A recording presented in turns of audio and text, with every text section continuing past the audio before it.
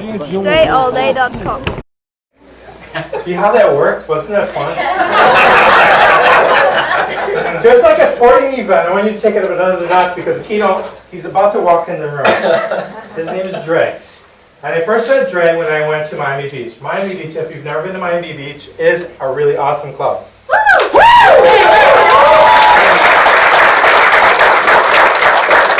you've never been to Miami Beach Toastmasters, they meet every Thursday at like 6:30. 6:15. 6:15. See, they're starting earlier. One of the things that I discovered about Miami Beach, the very first time that I went, it was really unusual. Because somebody got up and they go, "Now it's time to relax." That was a speech. 5 minutes later, we all relaxed. When I first saw Dre, he was wearing sweatpants down to here, a t-shirt, and a hat, and sneakers. I go, okay, in Miami Beach, I go, anything's possible. But it said W-O-G. Actually, there was another letter in there, but I'm going to keep it clean. W-O-Y-G. W-O-Y-G. But there was another letter in there.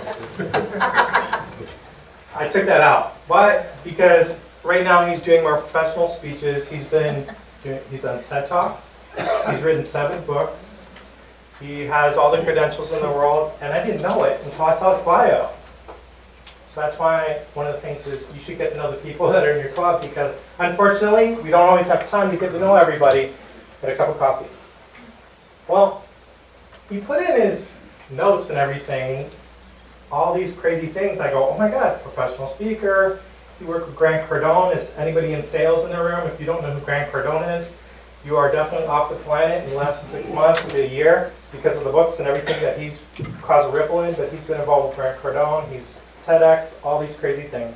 But he also likes grilled cheese sandwiches. So I would like to give you a warm welcome. He used to be a professional basketball player. He knows what he's talking about, and he coaches little kids to adults. Dre. Woo!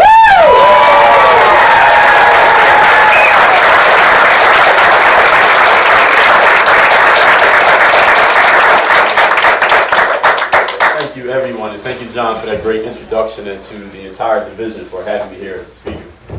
There was a really successful businessman who had a meeting with his new son-in-law. And he said to him, "Son, I want to welcome you into the family. And to show you how dedicated I am to having you as part of my family, I'm going to make you a 50-50 partner in my business.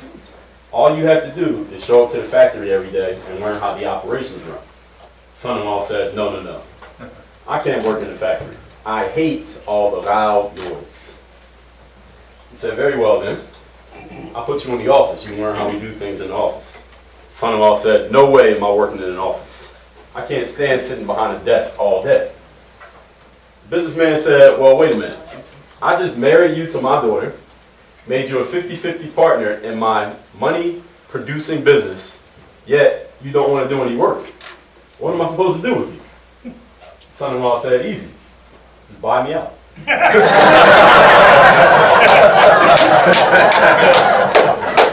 2008.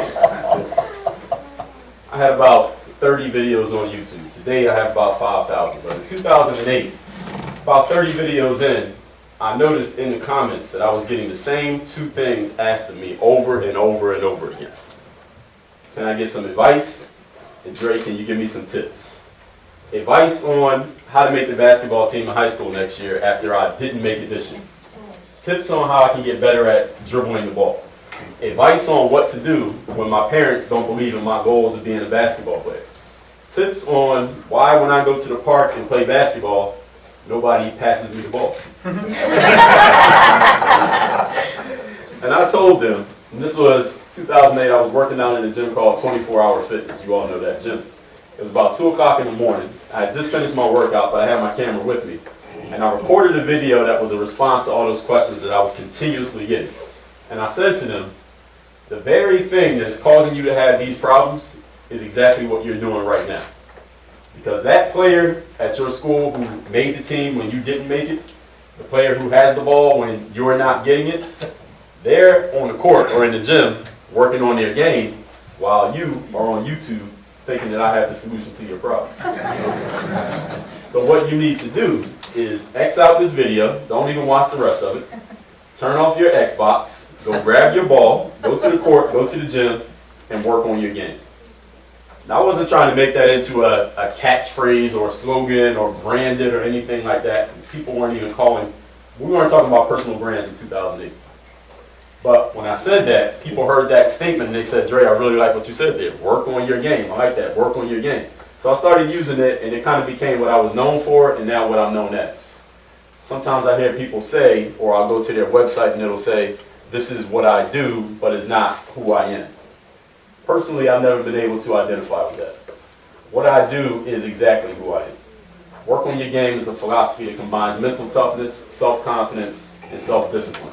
When people see me, sometimes I'll be in the mall and somebody will say, hey, Dre, all day, work on your game. I go to Dave & Buster's. You ever been to Dave & Buster's and they had a basketball game there? I shoot a couple shots, I miss 2 in a row. Somebody behind me, hey, Dre, you need to work on your game.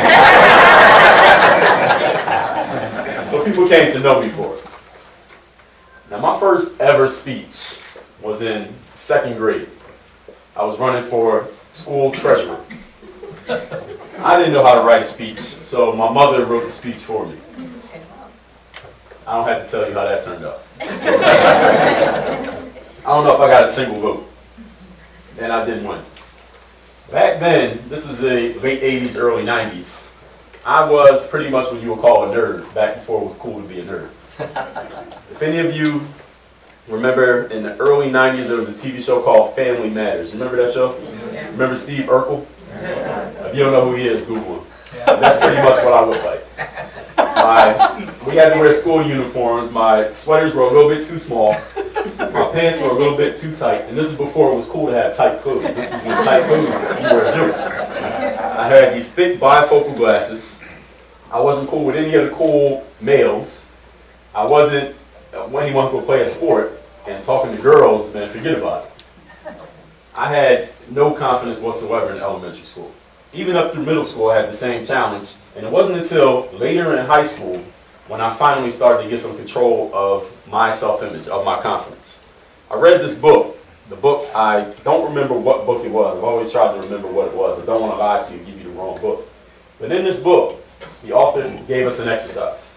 He said, imagine that you're standing outside, you look down the street and you see someone walking towards you.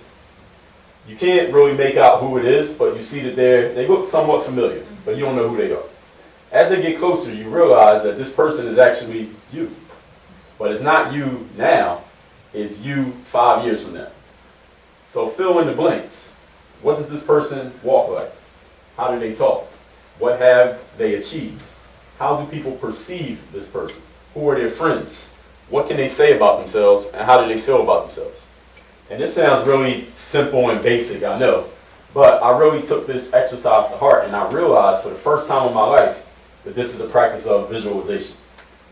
I had been doing this my entire life, yet I wasn't able to explain it to anyone. I couldn't have told anyone, hey, I just visualize my success before I do it. But I had always been visualizing. The challenge was sometimes I visualized in the wrong direction. I visualized how everyone was going to laugh at me when I went on stage to give that campaign speech in 2nd grade. And that's exactly what happened. I visualized how I might try out for the basketball team as a junior, not make it, and everyone in my neighborhood would say, well, I guess that's it for basketball for you, Dre. And that's exactly what happened. But once I knew I had complete control over the power of visualization, I knew I could start doing other things with it at the same time. A friend of mine once said to me, Dre, I've learned that people who become subject matter experts in any topic, it's usually because they had a lot of struggle with the exact thing that they become an expert in. So once I knew that I could have some control over my confidence, I decided, why don't I try this with some other things? Since I'm going to raise my confidence up, why don't I work on knocking the bottom out of this and work on something that's really been hurting me, which is self-consciousness, performance anxiety. And this is something I hear about often with basketball players. They say to me, Dre, I go to the gym and I work on my game by myself, and I'm Steph Curry, I'm LeBron James. I go to the park and I play with my friends, and I'm dominating, I'm the best player out there. But then I get in the game, But then I get into practice, or I go to a park with players that I don't know, and all of a sudden I don't have any of my skills. It's like only 10% of my game shows up. Why is this, Dre? What is the problem? Well, it's performance anxiety and self-consciousness. Now, once I knew that I could actively take control of the way I saw myself and in turn how I perform, I came up with a simple 3-step process to eliminate self-consciousness. Are you interested in hearing? Sure. Yeah. Okay. Step number 1. Okay, I like that. Number 1 is understanding what confidence is. Understanding what a bold energy does, not only to you, but what it does to other people. And the place that I really learned about this very well was in a book called 48 Laws of Power by Robert Greene. Chapter number 28, Interaction with Boldness. Bold energy is directed outwardly.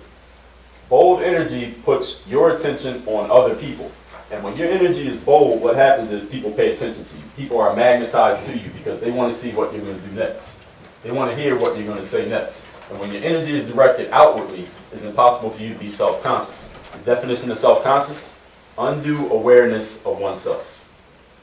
Point number 2 is when you're in a room like this with 100+ people in it, people standing up on the sides. You're at a basketball gym and there are 300 people in the audience. You're not sure if they're laughing at you, thinking about you, going to say something negative about you, think you look dumb, think you sound stupid. How do you maintain your presence of mind and perform the way that you want to? Well, there's 2 different ways people look at it when there's many more people watching than they expected in the first place. The first way is, oh man, it's 150 people in this room. I wonder what they're going to think about me. Wonder if they're going to think that I sound stupid. Wonder if they're going to think that I don't look right. Wonder if any of them is going to think I could do a better job than him, and he's up on stage. When you look at it that way, what happens is your self-consciousness goes up. Because all you're thinking about is, what are they thinking about me? And all it does is make your performance worse. Fear of failure in the eyes of an onlooker is already evidence of failure. If you're afraid of coming up short, if you're afraid of what people might think, if you're afraid of the judgments of the audience, there's no way you can perform at your highest level. Because what you're doing mentally is you're locking down all those skills. You're locking everything down that you would be able to get to if you would just let that anxiety go. So the second point in getting rid of self-consciousness is this. When there are a lot of people watching you, you're on stage, you're in a game, you're making a video, and everyone's eyes are on you, their eyes are supposed to be on you. There's a reason why you are on the court. You earned your jersey to be on the basketball team. There's a reason why at Toastmasters, you're in the front of the room giving a speech. You volunteered to speak when everyone else had the same opportunity. There's a reason why everybody is paying attention to what you have to say. Because what you have to say, there's no one else who can say it. Number 3, stop being selfish. Yes, you heard me correctly. Stop being selfish. Again, what is self-consciousness? Undue awareness of oneself. Are we all in agreement and familiar with the law of karma? That what you put out is what you get, right? Yeah. So when you're talking to an audience and all your attention is on yourself, what can the audience get from that? When you're in a basketball game playing and all your attention is on what they think about me, how are you giving your best performance to the audience who paid money and traded their time to come see you perform? You're not giving them what they came to get. You're not going to get anything back from the audience if you don't give anything to them. When you're being self-conscious and thinking about yourself and what everyone else thinks about you, you're not giving anything to the audience. They can't give anything back to you. So not only do you lose, but they also lose because you're not giving to your audience. So those 3 again. Number 1 is understand what bold and confident energy does. It's directed outwardly, puts attention on other people. What's all of our favorite subjects? Ourselves. You ever talked to someone who just talked and talked and talked and didn't ask you any questions about yourself? Yes. Were you interested in talking to them again? No. Who's been your favorite person to talk to? Probably your dog, right? Because they don't talk back. They'll listen to you all day. As long as you're willing to talk, they'll keep listening. Is this true or is this not true? Human beings, they have to speak back. Our favorite subject is ourselves. Anyone who lets us talk about ourselves, we got it. Bold energy is directed out towards other people. We're attracted towards bold people because their attention is on us, is not on themselves. Number 2 is understand that when you're in front of an audience, even an audience of 5 people, and an audience of 3, an audience of 1,000, they are there to see you do what you do best, whatever that is. Give them the show that they paid for. And number 3, stop being selfish. Don't put any attention on you. Put your attention on serving your audience as best you possibly can. Now, when I was a freshman in college playing basketball, I had a few run-ins with my coach. We didn't quite see eye to eye all the time. At the end of the season, he said to me, Dre, next year, and this was half joking, he said this, half joking. Next year, when basketball practice starts, you might have to try out for the team all over again. And based on the quality and the talent level of the players who show up to campus next year, Dre, you might not make the basketball team. And I said, Coach, that's fine, because I want to tell you something. If I show up to this campus next fall, and there are 15 basketball players walking here better than me, I want front row seats to see those games. It wasn't really a joke, but that is what I said to him. That summer, I wasn't taking classes, but I would show up to campus every single day. I'm from Philadelphia, so outside of Philadelphia, it's a Penn State campus called Penn State Altoona. They have 23 branch campuses. I showed up to the campus every single day that summer just to work on my game, to play basketball, practice by myself, get better. One particular day, I hadn't had anything to eat, so I went to the campus cafeteria to get breakfast. As I'm walking out of the cafeteria, this black guy about my height approaches me, and he says, older guy, and he says, hey, what position do you play, man? And I'm looking at this guy. I know I didn't know him, because this is a very small campus, so basically I knew all the black people.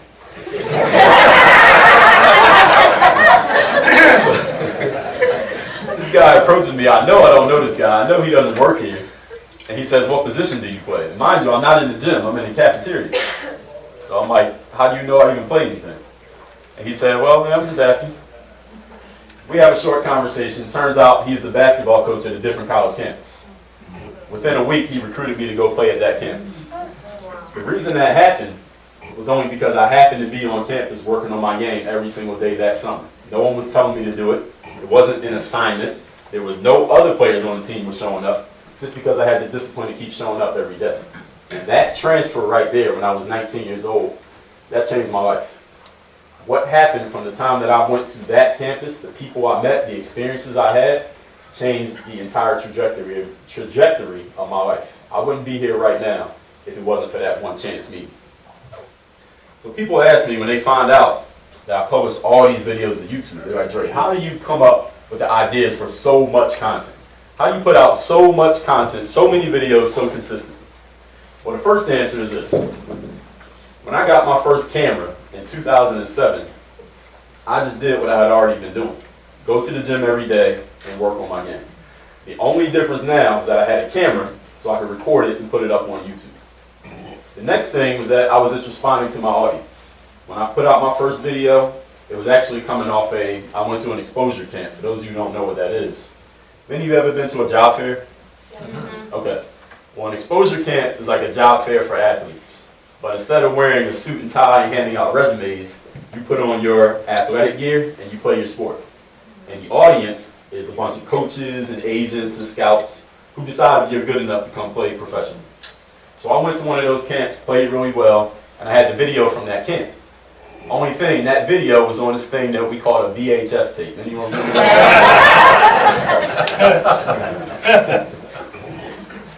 So my performance was on a VHS tape.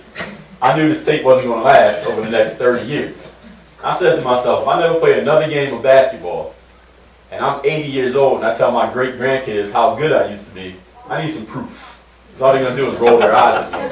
I need to maintain this video somehow, some way. So I took that VHS tape to an audiovisual store, got it put on a CD, and put it on this brand new video website called YouTube.com in 2006. That video, someone found it somehow, some way. I don't know how, because nobody knew my name. I wasn't famous. I'd never been on TV. But somebody found the video, left a comment, say, hey, who do you play for? Who taught you how to play? Do you do drills every day? Can you talk about how to jump higher? What about how to make the basketball team? What about some drills for playing defense? So I just started putting videos up of what they were asking me for, responding to the audience.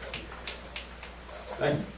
Later on, people would ask, well, Dre, I see you going to the gym and putting up these videos like every day. You're doing this every day. How do you stay so motivated? What is it that inspires you to show up and go to work like this every single day? So from there, I started doing what I call a weekly motivation series. Every week on Monday, I'll put out a motivational message video. And I started doing that every Monday back in, I believe, 2010. A few weeks ago, we just passed week number 300 without missing a single week. Weekly motivation series. From there, when it comes to the motivation, it led to me joining Toastmasters, then doing a few TEDx talks. People sometimes ask me, well, Dre, how do you get chosen to do a TED Talk? A lot of people want to do a TEDx talk. How do you get into doing it? One very simple point I'll share with anyone who is interested in getting chosen to do a TEDx talk is you got to be able to sell yourself. Selling yourself is the number one point. If someone sits down with you in a room and they say, you have 60 seconds to tell me who you are, what is your message, and why should I care? Your answer needs to be compelling enough that they want that conversation to keep going after 60 seconds. You can do that. You can sell yourself. You can get chosen for anything you want. TED Talk, a job, a spouse, whatever it is. When people look into my story, they say, wow, Dre is great. As John introduced me, you put all these videos on YouTube, you played professional basketball, you did a couple of TED Talks, you did Toastmasters, it's great. But then when they really look into my background, they have some questions. They say, Dre, I read that in high school, you didn't even make the basketball team until you were a senior. And I say, that's true. Then they say, I read that when you were a senior, you scored 15 points that year. Not 15 points per game. 15 points all season.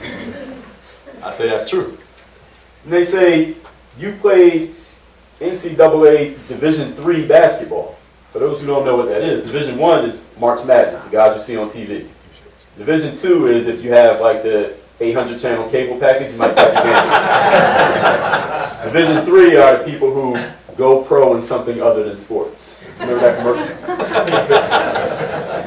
You played NCAA Division III. How'd you get from there to the pros?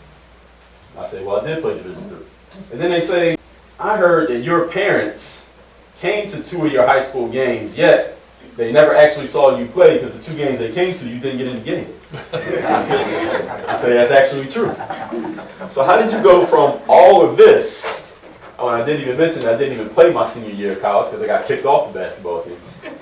How did you go from all of this to playing in the pros? Well, here's the thing.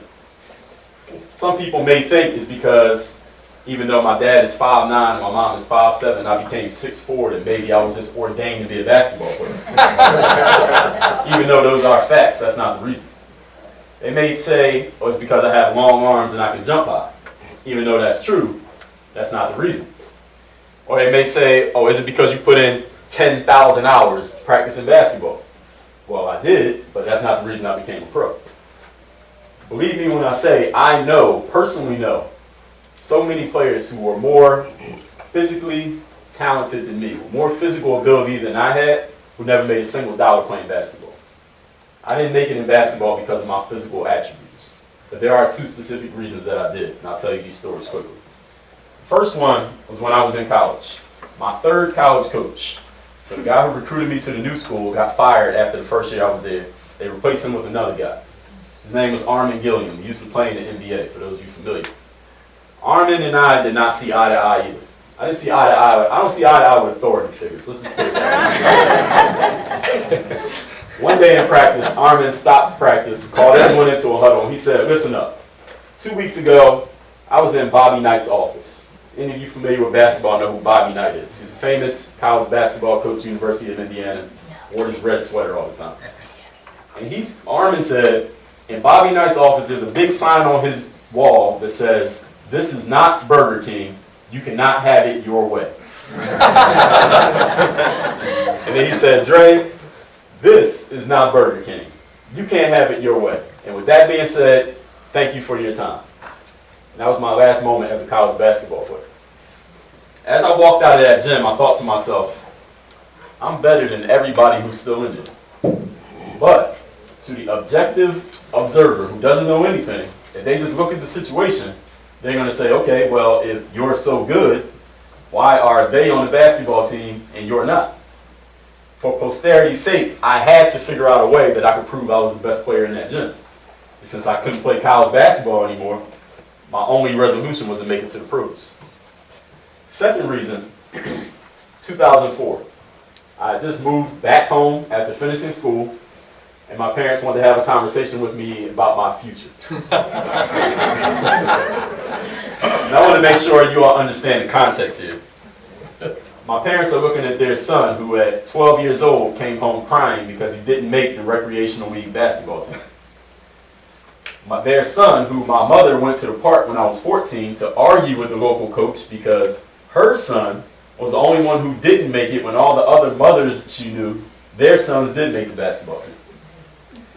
Their son, who when they went to two of his high school basketball games, never actually saw him play because he was on the bench with the best seat in the house.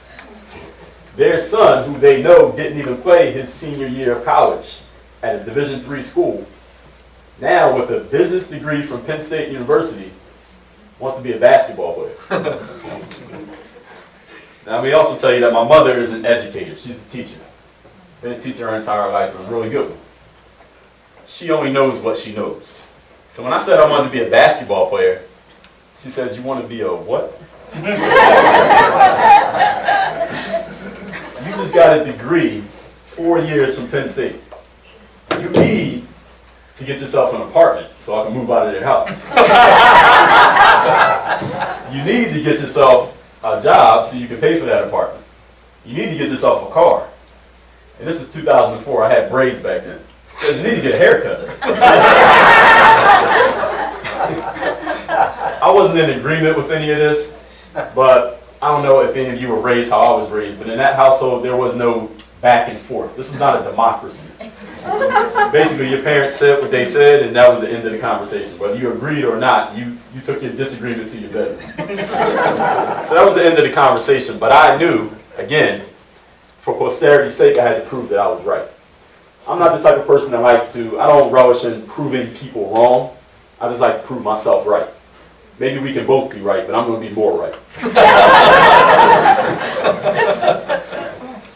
So those were the motivations that really led me to becoming a professional basketball player. And I do want to take a couple questions if we have time. I'm going to close with this in conclusion. I meet people every single day who want to have an impact on the world. Whether it's an impact on their own personal lives, an impact on a small group of people, or maybe an impact on the entire universe. If you happen to be in those categories, I'm going to leave you with 3 questions you can take with you. Number 1, do you have the confidence and discipline to keep going even when there is nothing in your physical space that says you are going to be a success? Number 2, do you have the mental toughness that when the results you are getting are the exact opposite of the results you want to get, can you stay strong enough mentally to keep seeing the course? Can you lead yourself by vision instead of leading yourself by sight? And number 3, when that opportunity does come, when you do get that phone call, when somebody does point to you and say, "It's your turn," do you have the goods to deliver? Have you been working on your game? Thank you.